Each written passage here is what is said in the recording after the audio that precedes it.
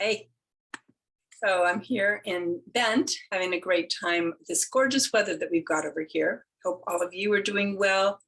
I've been thinking a lot lately about our sexuality and what it means to have different sexual orientations. If you follow me on my blog, you know that I write about different things and things I run into in my work with clients, with individuals, couples, and groups. And this week, I've been thinking a lot about sexual orientation. Sometimes we're in what's called mixed orientation marriages. So that might mean that I'm gay, I'm married to you, and you're straight. And so that would be a mixed orientation marriage. But there's other kinds of mixed orientation marriages that we might run into, or connections with another person. So one of the things I want to talk about today is demisexuality. Demisexuality is this feeling about being sexual only when you have a strong bond and sense of emotional connection with another person. And when you're just around them and you don't feel that sexual bond and you don't feel connected, don't feel that emotional bond and you don't feel connected, you don't want to be with them sexually either. And this is something that comes up a lot in my client work, where someone feels like their partner wants it and not them. So the key here is for both of us, if I'm in a relationship with you and you're demisexual, to feel like we're both connecting emotionally, that we're talking. Maybe we are imagining what's going to happen between us. Maybe we are having emotional connection about other things in our lives. Something happened maybe in your work or in your business, something like that, so that we're both open-hearted, we're both feeling known to one another. So if you're demisexual, then when I bring you my physicalness and I want to be with you sexually, then you're going to be interested. And this is important for me, if I'm your partner, to know this. It's also true that if I'm gay and you're straight, for us to understand that. Or maybe if I'm asexual, so somebody who doesn't want sex at all, and you are straight, then, I'm a woman, you're a man, we're in a relationship, I'm asexual, and you're a straight man who wants to have sex with me.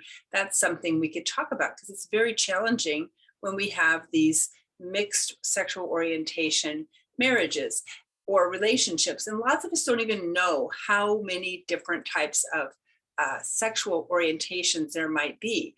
The blog post that is being posted today, or if you're on my email list that you already got this morning in your email inbox, tells you so many, lists so many different sexual orientations that I think are very fascinating. So you might be aromantic, or you might be asexual. So you might be somebody who doesn't want romance, or you might be somebody who wants romance, but you don't want physical sex.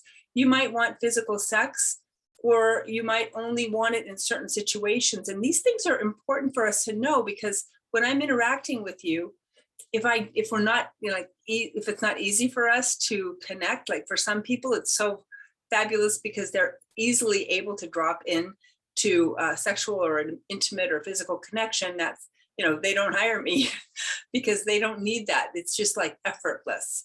Maybe they hire me because they want to take it to another level, but generally speaking, that's effortless. But if you're somebody where it feels either clunky, or you haven't been able to navigate your sexual relationship for some reason, take a look at that list. You can go to my blog posts. If you go to howtofixmysexlife.com, or just type in my name into the Google, as my mom used to say, so many people are in the Google, honey. So if you look in the Google and you type in my name, and then go to my website, and then you can see relationship blogs. Today, there will be a blog that lists all of these different types of sexual orientation. The more you know about yourself sexually, the more open you are to who you really are, the more honest you are with yourself about that, the more you're going to be able to let go of any shame that you have about who you are, and also to share that with your partner. So you're going to release shame. You're going to be opening up to who you really are and feeling that and being okay with whoever you are, whether you're demisexual, asexual, gay, bisexual, omnisexual, pansexual. There are so many different ways to be a sexual being. Whatever you decide or feel or experience that you are, then the third thing is to share that with your partner or with somebody else. Like, you can talk with a friend and get a lot of fabulous experience being accepted as yourself when you share who you are sexually with a friend. Now, I don't mean you need to hit on your friend. I mean talking with your friend, opening up the conversation about sex, sexuality, who we are as these people who are multifaceted, right? We aren't just, moms, dads, soccer moms, improv students. I was at improv again last night. We're not just, worker bees or people who do things in our homes. Pet owners. I've got a new puppy. I'm going to have to share my puppy with you pretty quick here. We're not just that. We are also sexual people. And even if we're identifying as an asexual person, that part of our life is still something that we're going to be talking with another person about, right? We're going to be sharing that because if we're in a relationship with somebody, then that's something that we want to talk about. That's the stuff I want you to think about today. Like, how are you identifying sexually? What's your sexual orientation? And how do you release any shame you might have about that? How do you open up to yourself more and more about that? And then how do you share that with another person? That's it for today. I will talk with you next week, and maybe you can see my puppy. His name is Fen, and he is doing pretty well. We got him from the Humane Society a couple weeks ago. I look forward to showing him to you soon, maybe this week. Bye-bye. You're amazing.